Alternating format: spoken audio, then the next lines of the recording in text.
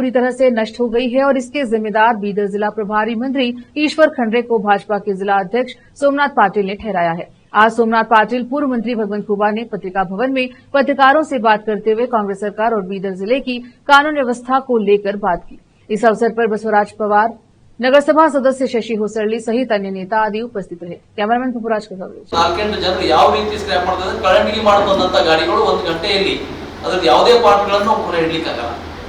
ಆ ಒಂದು ಕೆಲಸ ನಡೀತಾ ಇದೆ.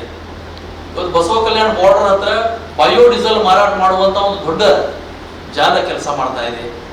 ಈ ರೀತಿ ಇವತ್ತು ಜಿಲ್ಲೆಯಲ್ಲಿ ಪೊಲೀಸರು ಇದ್ದಾರೋ ಇಲ್ಲೋ ಅನ್ನೋ ರೀತಿಯಲ್ಲಿ ಕೆಲಸಗಳು ನಡೀತಾ ಇವೆ.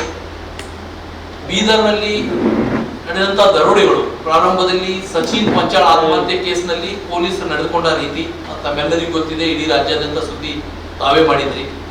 ಆ ಒಂದು ಸಚಿನ್ ಪಂಚಾಳ್ನ ಸಹೋದರಿಯರಿಗೆ ಒಂದು FIR ತಗೊಳ್ಳಲಾರ್ದೇ ವಿವಿಧ ಠಾಣೆಗಳಿಗೆ ಅಲ್ಲಾಡಿಸಿದ್ದು ಪೊಲೀಸರ ಮನೋಸ್ಥಿತಿ ಯಾವ ರೀತಿ ಇದೆ ಈ ಜಿಲ್ಲೆಯಲ್ಲಿ ಅನ್ನೋದನ್ನು ಹಿಡ್ಕೊಂಡು ತದನಂತರ ನಡೆದಂತ ನಮ್ಮ ಬ್ಯಾಂಕ್ ದರೋಡೆ ಪ್ರಕರಣ ಇವತ್ತಿಗೂ ಕೂಡ ಆ ಬ್ಯಾಂಕ್ ದರೋಡೆ ಯಾರು ಮಾಡಿದ್ರು ಹೇಗೆ ಮಾಡಿದ್ರು ಅನ್ನೋದು ಕಂಡುಹಿಡ್ಲಿಕ್ಕೆ ಇವತ್ತಿಗೆ ಪೊಲೀಸರಿಗೆ ಆಗಲಿಲ್ಲ.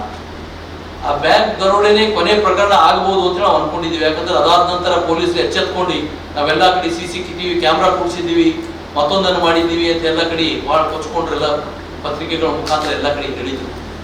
ಆದ್ರೆ ಅದಾದ ನಂತರ ನಮ್ಮ ಒಬ್ಬ ಮಾಜಿ ಸೈನಿಕನ ಮನೆಯಲ್ಲಿ ಮಗಳ ಮದುವೆ ಇದೆ. ಆ ಮದುವೆಗಾಗಿ ತಂದಿಟ್ಟಂತ ಎಲ್ಲ ಬಂಗಾರ ಅದನ್ನೆಲ್ಲ ದರೋಡೆಕರು ಲೂಟಿ ಮಾಡ್ಕೊಂಡು ಹೋದ್ರು. ಯಾವುದೇ CCTV ಕ್ಯಾಮ್ರಾಗಳ ಕೆಲಸ ಮಾಡಿ ಇವತ್ತು ಈ ಒಂದು ಪ್ರತಿಭಟನೆಯಲ್ಲಿ ರಾಜ್ಯದ ಸಚಿವರಾದಂತ ರಹೀಂ ಖಾನ್ ಅವರು,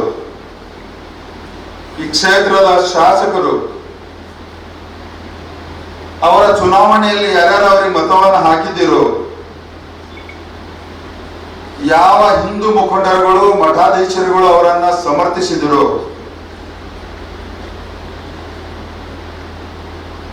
ಸ್ವಲ್ಪ ಅವರಿಗೆ ಒಂದು 2 ಪ್ರಶ್ನೆಗಳನ್ನ ಕೇಳಿ.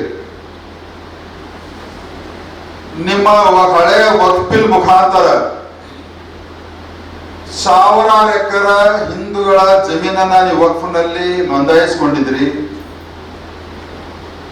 ಮಠಗಳ ಮತ್ತು ಸರ್ಕಾರಿ ಆಸ್ತಿಗಳ ನೋಂದಾಯಿಸಿಕೊಂಡಿದ್ರಿ. ಇದಕ್ಕೆ ನಾವು ನಿಮ್ಗೆ ಮತವನ್ನ ಹಾಕಿದ್ದೀವ ಅನ್ನುವಂಥದ್ದನ್ನ ಪ್ರಶ್ನೆಯನ್ನ ಮಾಡಬೇಕು. ಮತ್ತು ಬಡ ಮುಸಲ್ಮಾನರನ್ನ ಕೂಡ ನಾನು ವಿನಂತಿಯನ್ನ ಮಾಡ್ಕೊಳ್ತೇನೆ, ನೀವು ಕೂಡ